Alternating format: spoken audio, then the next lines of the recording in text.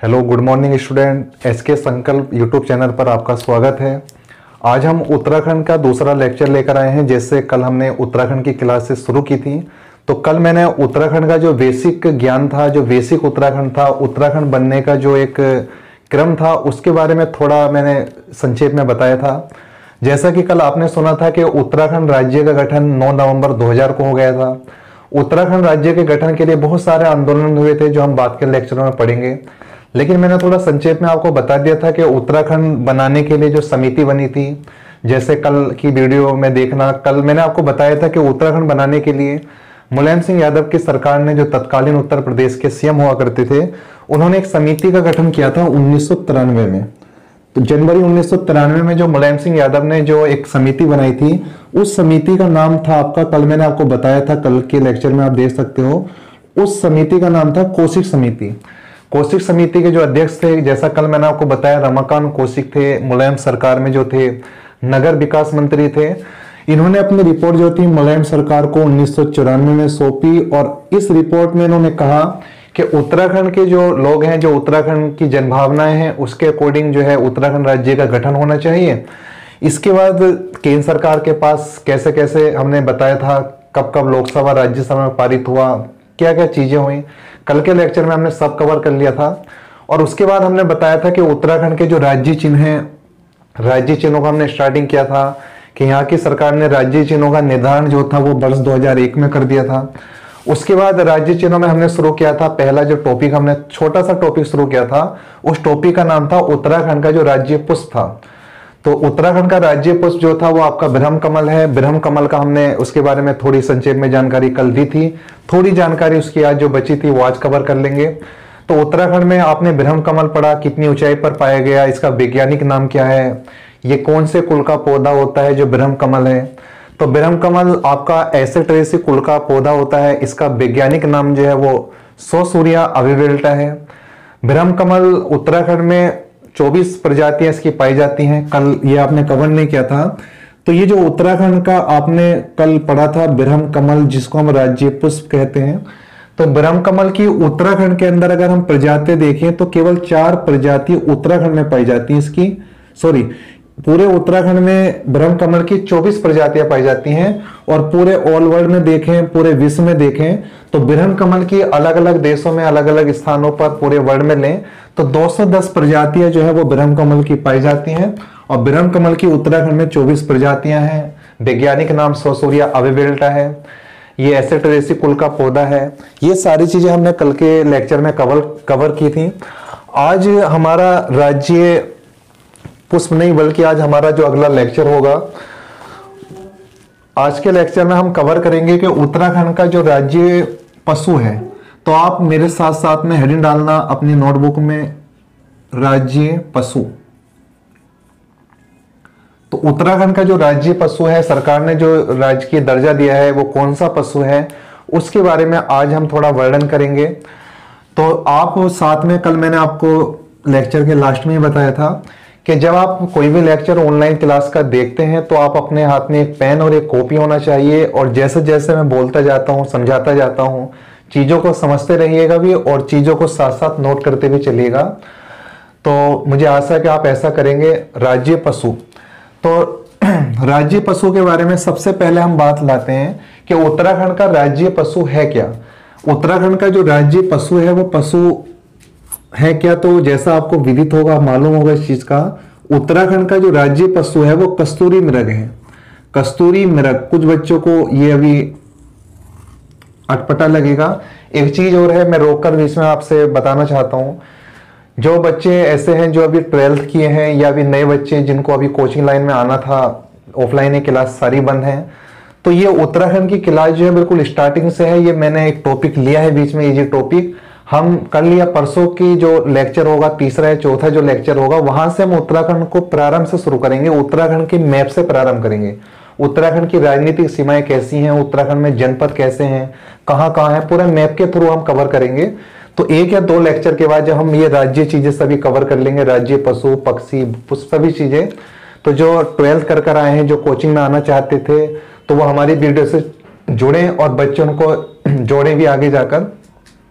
तो राज्य पशु हमारा कस्तूरी मृग है। कस्तूरी मृग का अगर हम देखें वैज्ञानिक नाम, तो सबसे पहले वैज्ञानिक नाम बहुत बार एग्जामों में एग्जाम पूछता है कि उत्तराखंड का जो राज्य पशु है कस्तूरी मृग, उसका वैज्ञानिक नाम क्या है। तो वैज्ञानिक नाम अगर हम देखें तो इसका वैज्ञानिक नाम है आपका मास्कस काइसोगास्टर। थोड़ा सा मुश्किल लगेगा नाम लेने में, तो आप इसको थोड़ा थोड़ा बोल सकते हो, मास्कस काइसोगास्टर, मास्कस काइसोगास्टर।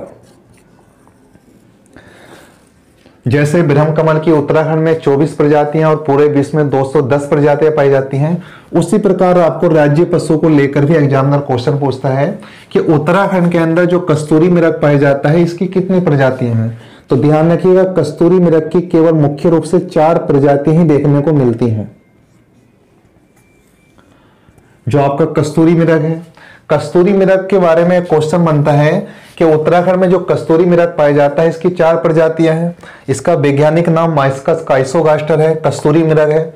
लेकिन कस्तूरी मृग उत्तराखंड में कितने ऊंचाई वाले क्षेत्रों में पाया जाता है, क्योंकि उत्तराखंड एक हिमालयी राज्य है, पर्वतीय राज्य है।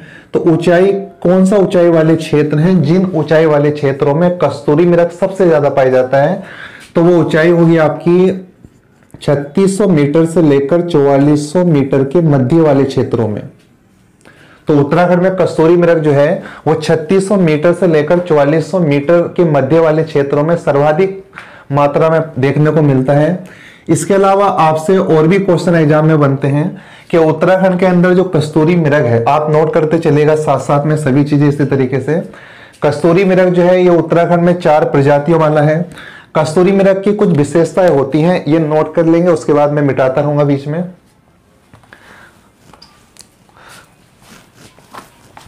कोई चीज नोट किए बिना नहीं रहनी चाहिए, क्योंकि ये नोट्स आपको अब ऐसे ही बनाने पड़ेंगे। लॉकडाउन की अवधि का भी कुछ नहीं मालूम, ये 1 महीना 2 महीना या 3 महीना कब लगेंगे, तो समय का सदुपयोग करते चलेगा। कल के ऊपर मत रहिएगा, क्लास चलेंगी जल्दी ऑफलाइन, ऐसा कुछ नहीं मालूम किसी को भी।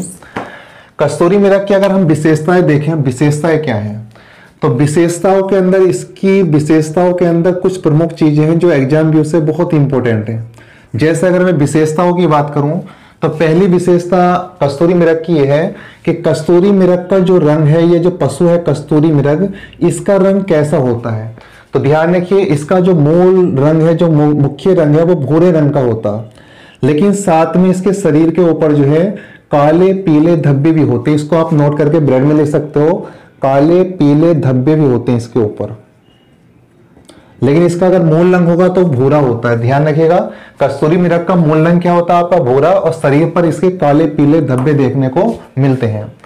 इसके बाद दूसरी इंपॉर्टेंट चीज ये हो जाती है कि जो कस्तूरी मृग होता है इसकी औसत आयु क्या होती है, मतलब इसका जीवन काल जो है, इसका जीवन काल जो है वो क्या होता है, इसकी औसत आयु क्या होती है। तो इसकी औसत आयु होती है लगभग 20 वर्ष। इसकी औसत आयु जो है वो लगभग 20 वर्ष होती है। कस्तूरी मृग जो है, तीसरी प्रमुख विशेषता है, कस्तूरी मृग की ऊंचाई कितनी होती है, इसकी हाइट कितनी होती है, ये कितना ऊंचा होता है पशु जो है कस्तूरी मृग। तो ध्यान रखिए, इसकी हाइट होती है लगभग 10 से 20 इंच, मीटर नहीं क्या, इंच। तो 10 से, और दूसरी चौथी इंपॉर्टेंट चीज जो है वो है इसका भार, इसका वजन कितना होता है कस्तूरी मृग का। तो कस्तूरी मृग का वजन लगभग में होता है, लगभग होता है 10 किलोग्राम से लेकर 20 किलोग्राम के मध्य तक। कस्तूरी मृग का औसत वजन जो है वो 10 से 20 किलोग्राम तक होता है। इसका रंग मैंने आपको बता दिया, इसका रंग जो है काले पीले धब्बों के साथ भूरा होता है।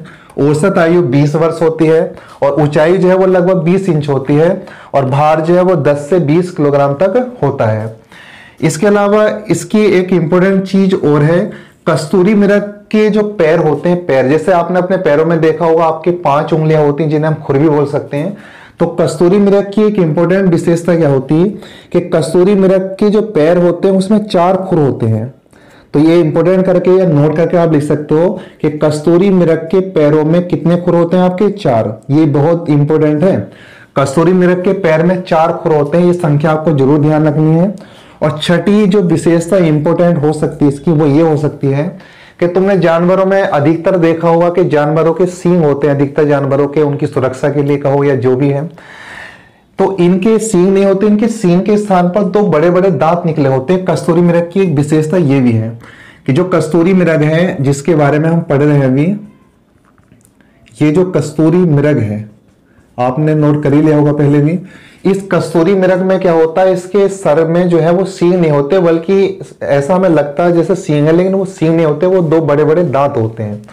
तो ध्यान रखिए, इसको आप पॉइंट बनाकर लिख सकते हो कि कस्तूरी मृग में सींग के स्थान पर, कस्तूरी मृग में सींग के स्थान पर दो बड़े बड़े दांत होते हैं। ध्यान रखिए, दो बड़े बड़े क्या होते हैं आपके दांत, ये इंपोर्टेंट विशेषता है इसकी। सींग के स्थान पर इसके दो बड़े बड़े दांत होते हैं।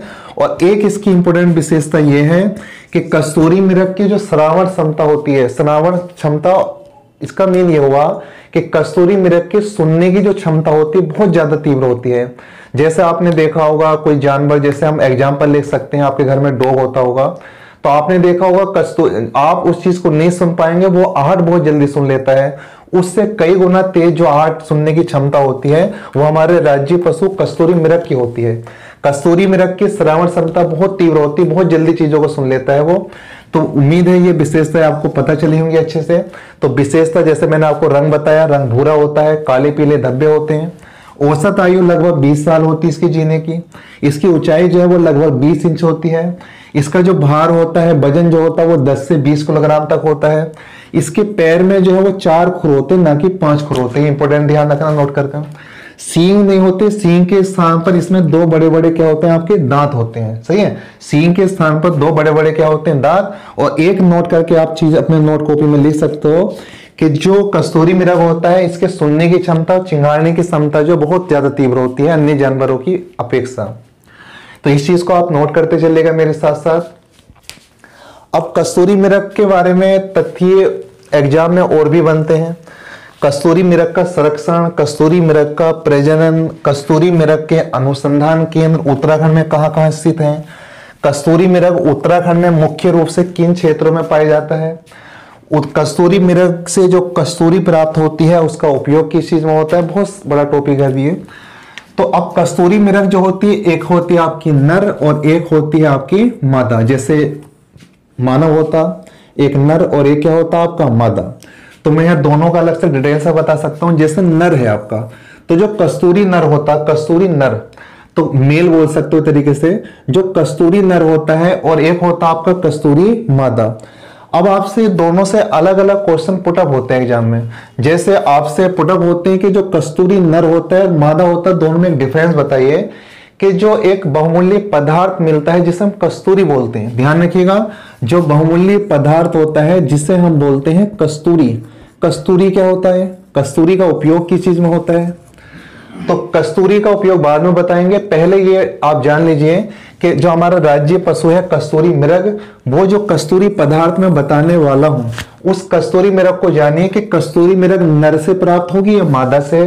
तो पहली बात जानो कि नर से कस्तूरी प्राप्त होती है। कस्तूरी होती क्या, कस्तूरी को आप लिख सकते हो कि ये एक पदार्थ होता है जिससे औषधियां प्राप्त की जाती है। ये एक द्रवित पदार्थ है, लिक्विड टाइप का, ठीक है।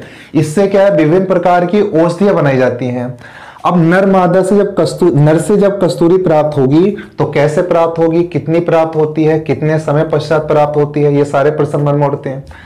तो कस्तूरी अगर देखें तो नर से तो होगी प्राप्त, लेकिन नर से कैसे प्राप्त होगी। तो ध्यान रखिए, एक नर से आपके हर 3 वर्ष के अंतराल पर, 3 वर्ष के अंतराल पर,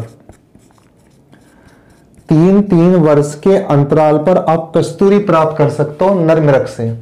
और 3 वर्ष के अंतराल पर आप कितनी कस्तूरी प्राप्त कर सकते हो। तो ध्यान रखिए, 3 वर्ष के अंतराल पर आप लगभग 30 ग्राम से लेकर 45 ग्राम तक एक नर मृग से कस्तूरी प्राप्त कर सकते हो। मतलब ये हुआ कि जैसे 3 साल एक कोई नर मान लो, उस नर से आप 3 साल में एक बार ही कस्तूरी प्राप्त करोगे, फिर अगले 3 साल आपको वेट करना पड़ेगा और अगले 3 साल के बाद फिर आपको कस्तूरी प्राप्त करनी पड़ेगी। तो उम्मीद है ये चीजें समझ में आ रही होंगी आपको। तो नर से कस्तूरी प्राप्त होती है। ये एक जो है आप लिख सकते हो, ये एक जो है पदार्थ होता है, लिक्विड जैसा पदार्थ होता है जिसका उपयोग जो है औषधि बनाने में किया जाता है। तो ध्यान रखिएगा, ये जो हम कस्तूरी प्राप्त कर रहे हैं, अगर इसके उपयोग की बात करें, इसके अगर उपयोग की बात करें तो इसका उपयोग जो है विभिन्न प्रकार के जो रोग उपचार होते हैं उनकी औषधि बनाने में किया जाता है। ध्यान रखिए, औषधि बनाने में क्या जाता है, जैसे आप एग्जाम्पल ले सकते हो, लिख सकते हो आप, टाइफाइड बीमारी होती है, हैजा होता है, हृदय संबंधी जितनी भी बीमारियां होती हैं उनकी औषधि बनाने में इस पर्वतीय क्षेत्र में जो जानवर से प्राप्त होती है कस्तूरी, इसका उपयोग बड़ी मात्रा में किया जाता है। कस्तूरी क्या होती है, कस्तूरी एक लिक्विड, मैंने आपको अभी बताया, ये प्राप्त ऐसा होती है जो नर मृग होता ना, तो नर मृग के जो जननांग होते हैं उसके बीच में एक थैली नुमा स्थान होता है उसका, वहां एक ऑपरेशन टाइप से कर जो है वहां से एक ये प्राप्त की जाती है। और ये कुछ ज्यादा बड़ी मात्रा में नहीं होती, बहुत कम मात्रा में, 30 ग्राम से लेकर 45 ग्राम तक। इसका अंतर्राष्ट्रीय बाजार में बहुत बड़ी कीमत होती है और इस रीजन की वजह से इसका शिकार बड़े स्तर पर होता है। और इस बड़े स्तर पर शिकार को रोकने के लिए सरकार समय समय पर नियम या कह सकते हो कार्यक्रम चलाती रहती है लोगों को जागरूक करने के लिए। अगर हम बात करें मादा मृग की, तो मादा मृग से कस्तूरी तो प्राप्त नहीं होती, लेकिन मादा मृग जो होती है इसकी गर्भधारण क्षमता एग्जाम में पूछता है, तो मादा मृग की जो गर्भधारण क्षमता होती है वो लगभग 6 माह होती है। मतलब यह हुआ कि एक मादा जो है वो किसी भी कस्तूरी मृग को जो जन्म देगी वो 6 माह के अंतराल पर देगी। इस चीज को आप ध्यान रखना, मादा मृग की जो गर्भधारण क्षमता होती है वो कितनी होती है आपकी, 6 माह। इसको आप लिख सकते हो गर्भधारण क्षमता, गर्भधारण क्षमता, ठीक है। अब ये चीजें नोट करते चलेंगे आप साथ में। तो नर मृग से कस्तूरी, ये एक लिक्विड जैसा पदार्थ होता है, 3 साल में आप एक नर मृग से प्राप्त करोगे। कितनी प्राप्त करोगे, 30 ग्राम से 45 ग्राम तक प्राप्त करोगे। और उपयोग जो है औषधि दवाई बनाने में किया जाता है। और दवाई किस चीज की बनाने में, हृदय संबंधी जितनी भी बीमारियां होती हैं उन सबके उपयोग में आप इसका उपयोग कर सकते हो। मादा मृग के बारे में यही क्वेश्चन आता है, 6 माह इसकी गर्भधारण क्षमता होती है, 6 माह के पीरियड होता है इसका, और ये मृग को जन्म देती है। उसके बाद जब इतने बड़े स्तर पर इसका उपयोग होता है कस्तूरी का, तो इसका शिकार भी बड़े स्तर पर होता होगा। और शिकार को रोकने के लिए, जैसे मैंने अभी कहा ही आपको कि कस्तूरी मृग के शिकार को रोकने के लिए सरकार ने समय समय पर कुछ कार्यक्रम चलाए हैं। जैसे मैंने आपको बताया कि वर्ष 1972 में सबसे पहले कस्तूरी मृग के शिकार को रोकने के लिए सरकार ने 1972 को क्या काम किया, इंपोर्टेंट क्वेश्चन, बहुत बड़े एग्जाम तक आ चुका है क्वेश्चन। 1972 में सरकार ने क्या काम किया, इस कस्तूरी मृग को, ये जो आपका कस्तूरी मृग है जो उत्तराखंड का राज्य पशु है, इस कस्तूरी मृग को जो है वो संरक्षित घोषित कर दिया, राजकीय संरक्षित घोषित कर दिया, संरक्षित पशु घोषित कर दिया। और संरक्षित पशु घोषित करने का मतलब यह है 1972 में जो उत्तर प्रदेश सरकार थी तत्कालीन, क्योंकि जब उत्तराखंड तो होता नहीं था, तो उत्तराखंड नहीं होने के कारण जो था, हम यूपी में शामिल थे उस समय, तो उत्तर प्रदेश की जो तत्कालीन सरकार रही उसने 1972 ईस्वी में हमारा जो राज्य पशु है कस्तूरी मृग, इसको संरक्षित पशु का दर्जा दे दिया। संरक्षित पशु का मतलब ये हुआ कि इसके बाद इसका शिकार करना अवैध माना जाएगा और अवैध माना जाएगा तो इसके लिए सजा का प्रावधान भी कर दिया गया। लेकिन फिर भी इसका जो शिकार था वो रुका नहीं है, आज भी वर्तमान में जारी है। इसके बाद सरकार ने क्या काम किया, इसके संरक्षण के लिए समय समय पर कुछ कार्यक्रम चलाए। जैसे उसके बाद क्या हुआ कि सन 1972 ईस्वी में, वर्ष 1972 की बात है, 1972 में हमारा जिला पड़ता है रुद्रप्रयाग जिला। तो रुद्रप्रयाग जिले के अंदर आपको मालूम होगा केदारनाथ पड़ता है, और केदारनाथ नाम से ही आपका एक वन्य जीव विहार है जिसे हम केदारनाथ वन्य जीव विहार के नाम से भी जानते हैं। और आपको ये विदित भी होगा कि उत्तराखंड का सबसे बड़ा जो क्षेत्रफल में वन्य जीव विहार है वो भी कौन सा आपका, केदारनाथ वन्य जीव विहार है। तो केदारनाथ वन्य जीव विहार के अंदर क्या काम किया, 1972 में कस्तूरी मृग को संरक्षित करने के लिए एक कस्तूरी मृग विहार की स्थापना करी, कस्तूरी मृग विहार की स्थापना हुई, कस्तूरी मृग विहार की स्थापना। और एक बात तो ध्यान रखना कि जो संरक्षित पशु हमारा कस्तूरी मृग है, केदारनाथ वन्य जीव विहार के अंदर 1972 में कस्तूरी मृग विहार जो बना था ना, इसका जो क्षेत्रफल था, इसको आप विशेष तौर से ध्यान रखेंगे, जरूर नोट करके लिखेंगे। इसका क्षेत्रफल कितना था, ये कितने क्षेत्रफल में बनाया गया। तो इसका क्षेत्रफल था 957.20 वर्ग किलोमीटर। तो ध्यान रखिए कि 1972 में केदारनाथ वन्य जीव विहार के अंदर जो कस्तूरी मृग विहार बना, जिसका क्षेत्रफल 957.20 वर्ग किलोमीटर है, उसके अंदर जो था कस्तूरी मृग विहार की स्थापना कर दी गई। उसके बाद क्या हुआ, कस्तूरी मृग विहार को लेकर एक चीज और बनी कि कस्तूरी मृग विहार से संबंधित 1977 ईस्वी में, ध्यान रखिए साथ साथ नोट करते चलना अपने नोटबुक में, 1977 ईस्वी में क्या काम हुआ कि सरकार ने मेहरूनी में, अब आपको थोड़ा कुछ बच्चों को, नए बच्चों को अटपटा लगेगा ये कि मेहरूनी क्या है भाई। मेहरूनी जो है एक स्थान है छोटा सा जो पिथौरागढ़ जनपद में पड़ता है। कुछ बच्चों को इसमें लगता है कि ये चमोली में या उत्तरकाशी में है, ऐसा नहीं है, कुछ बुकों में था वो गलत था। मेहरूनी जो है वो पिथौरागढ़ में पड़ता है, और मेहरूनी पिथौरागढ़ में जो पड़ता है, यह स्थापना किसकी हुई। अब कस्तूरी मृग से संबंधित चीजें पढ़ रहे हैं तो कस्तूरी मृग से संबंधित चीजों की ही स्थापना होगी। तो 1977 में मेहरूनी पिथौरागढ़ में जो स्थापना हुई उसका नाम था कस्तूरी मृग अनुसंधान केंद्र। तो इसको हम कह सकते हैं कस्तूरी मृग अनुसंधान केंद्र। ठीक है, मैं शॉर्ट में लिख रहा हूं, आप लिखना सही से। 1977 में मेहरूनी में पिथौरागढ़ के अंदर अनुसंधान केंद्र बना, जिसको पूरा हम लिखेंगे कस्तूरी मृग अनुसंधान केंद्र। अगर आपसे कभी एग्जाम में पूछता है कि उत्तराखंड के अंदर कस्तूरी मृग अनुसंधान केंद्र कहां स्थित है, तो आप बताएंगे मेहरूनी में स्थित है। मेहरूनी किधर है आपका, पिथौरागढ़ में। और इसकी स्थापना किस साल हो गई थी आपकी, 1977 में। अनुसंधान को स्पेशल रूप से आप लिखोगे। अनुसंधान मतलब शोध होता है, शोध इसलिए होता है कि कस्तूरी मृग की नई नई प्रजातियां जो है वो विकसित कर दी जाए समय समय पर। जैसे आप पंतनगर यूनिवर्सिटी को पढ़ा होगा आपने, तो पंतनगर यूनिवर्सिटी क्या है, पूरे देश में, पूरी दुनिया में विख्यात है। विख्यात क्यों है, विख्यात कृषि के उपकरण बनाने के लिए और कृषि संबंधी चीजें बनाने के लिए है। जैसे आपने सुना होगा कि अनाज की समय समय पर नई नई प्रजातियां, पौधों की नई नई प्रजातियां, आम की नई नई प्रजातियां विकसित होती हैं। ऐसे ही 1977 में मेहरूनी पिथौरागढ़ में कस्तूरी मृग अनुसंधान केंद्र बना, जहां पर समय समय पर रिसर्च चलता रहता है कस्तूरी मृग के ऊपर। उसके बाद क्या हुआ कि वर्ष 1982 ईस्वी को, 1982 ईस्वी को एक जगह पड़ती है आपकी कांचुला खर्क। कांचुला खर्क, और कांचुला जो खर्क है वो आपका पड़ता है चमोली में। ध्यान रखिए कुछ छोटे छोटे स्थान है पर बहुत इंपॉर्टेंट है, जिनके जो जनपद है आपको स्पेशल रूप से याद होने चाहिए।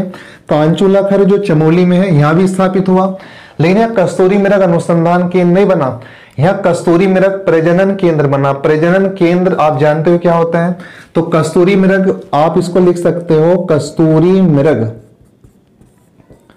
कस्तूरी मृग प्रजनन एवं संरक्षण केंद्र, कस्तूरी मृग एवं प्रजनन संरक्षण केंद्र। तो आपसे कभी अगर एग्जाम में पूछता है कि कस्तूरी मृग प्रजनन एवं संरक्षण केंद्र उत्तराखंड के अंदर कब स्थापित हुआ था, 1982 में। और ये कहां स्थित है आपका, कांचुला खर्क में। और कांचुला खर्क कहां पर है आपका, चमोली में। कई बार मैंने देखा अपनी ऑफलाइन क्लास में कि बच्चों को कंफ्यूजन हो जाता है, जो कभी टेस्ट पेपर में या कोई पेपर में आता है। कंफ्यूजन ये होता है जैसे आपके पास अभी एक शब्द आया मेहरूनी, एक शब्द आया आपके पास कांचुला खर्क, दो शब्द और लिख देगा, वो स्पोर्ट लिख देगा, एक हिंसा लिख देगा, सामने लिख देगा उनकी विशेषताएं आगे पीछे कर कर, यहाँ लिख देगा कस्तूरी मृग प्रजनन केंद्र, यहाँ लिख देगा अनुसंधान केंद्र, यहाँ कुछ और लिख देगा और मिलान करने को पूछेगा। कहने का मतलब यह है कई बच्चों को कभी कभी ये कंफ्यूजन हो जाता है उल्टा कि मेहरूनी में कस्तूरी मृग प्रजनन और संरक्षण केंद्र है या फिर मेहरूनी के अंदर कस्तूरी मृग अनुसंधान केंद्र है। तो इस पे स्पेशल रूप से आप तैयार करते चलना। 1982 में ये कार्य हुआ। उसके बाद क्या हुआ कि इस पशु को समय समय पर संरक्षण मिलता रहा। आज भी इस दिशा में प्रयास सरकार कर रही है, लेकिन आज एक चीज देखने को मिलती कि उत्तराखंड के अंदर दिन वे दिन हम देखते हैं कि कस्तूरी मृग की संख्या बहुत कम होती जा रही है, विलुप्त होने की कगार पर है। और विलुप्त होने की कगार पर है तो इसके लिए सरकार को और प्रयास करने पड़ेंगे। हालांकि विलुप्त होने से बचाने के लिए 1972 में संरक्षित पशु घोषित जरूर हो गया है, पर वो नाकाफी है अभी भी। अब एक चीज, एक टॉपिक और रह गया आपको इससे संबंधित, जो एग्जाम में थोड़ा इंपॉर्टेंट हो जाता है कभी कभी, कि कस्तूरी मृग उत्तराखंड में कहां कहां पाया जाता है। कस्तूरी मृग उत्तराखंड में अगर हम बात करें कि कस्तूरी मृग उत्तराखंड के किन क्षेत्रों में पाया जाता है, अगर क्षेत्रों की बात करें या क्षेत्र की बात करें कि इसके मुख्य क्षेत्र कौन कौन से हैं, ठीक है। तो ध्यान रखिए, उत्तराखंड के अंदर जो कस्तूरी मृग है, ये अगर देखें सबसे ज्यादा तो नहीं बोल सकते हैं, लेकिन कुछ मुख्य स्थान हैं। जैसे आप बोल सकते हो पिथौरागढ़ में, अभी हम पिथौरागढ़ में जिक्र लाए थे अस्कोट वन्य जीव विहार। आपको अगर नहीं लाए जिक्र तो मैं थोड़ा नोट करके बता दूं कि पिथौरागढ़ में अस्कोट वन्य जीव विहार स्थापित हुआ है। अस्कोट वन्य जीव विहार, जिसे आप राष्ट्रीय उद्यान वाले लेक्चरों में भी पढ़ेंगे और पढ़ा भी होगा आपने पहले। अस्कोट वन्य जीव विहार की स्थापना हुई थी 1986 में। तो पिथौरागढ़ ऐसा जिला है जो कस्तूरी मृग के लिए बेहद प्रसिद्ध है, अधिक मात्रा में पाए जाते हैं। इसके अलावा अगर हम और क्षेत्र देखें तो अभी जिक्र आया था आपका केदारनाथ, तो केदारनाथ जो क्षेत्र है ये भी कस्तूरी मृग के लिए बहुत प्रसिद्ध है। इसके अलावा अगर हम और चीजें देखें, पिथौरागढ़ हो गया, केदारनाथ हो गया, उत्तर काशी जो जिला है आपका, उत्तर काशी जिला जो है, उत्तर काशी जिले में बृहद रूप से पाए जाते हैं। इसके अलावा चमोली जिले में भी बृहद रूप से पाए जाते हैं बड़े स्तर पर। तो ये ऐसे उत्तराखंड के प्रमुख क्षेत्र हैं जहां पर बड़े मात्रा में कस्तूरी मृग पाया जाता है।